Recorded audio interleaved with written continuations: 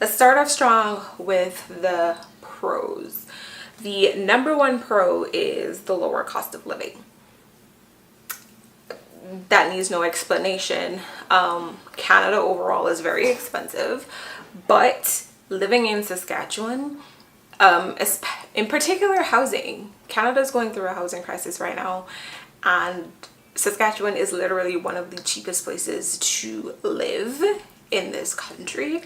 And I cannot say that it was not one of those top factors that contributed to the fact that I decided to come here. It's not the only one, but it certainly ranked very high on that list.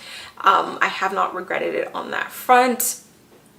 Currently you can probably get a 2-bedroom apartment for, let's say, under $2,000, and that's not something that you could probably find in the GTA